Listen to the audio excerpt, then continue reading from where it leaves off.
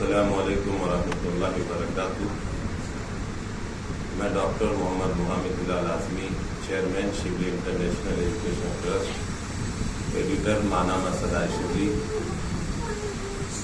इस वक्त Shibli international educational trust के तहत चलने वाले इदारे मदरसा इस्लामिया नजमुल उलूम में जश्न यौम जमहूरिया मनाया गया, जिसमें तलबा ने और इसी तरह असातिज़े किराम ने अपनी तकरीरों के ज़रिए, अपने नज़मों के ज़रिए एक अच्छा प्रोग्राम पेश किया और ये पैगाम दिया कि जमहूरियत की हिफाजत करना इस मुल्क के लिए बेहद ज़रूरी है।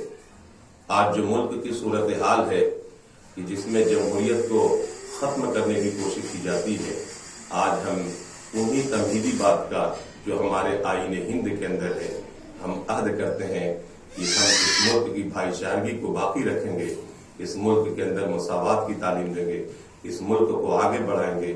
मैं अपनी तरफ से, इदारे की तरफ से, Shibli international education and charitable trust की तरफ से, सदाए शिबली की तरफ से मैं तमाम हिंदुस्तानियों को यौम जमहूरिया मुबारकबाद पेश करता हूँ। शुक्रिया। अल्लाह हाफिज।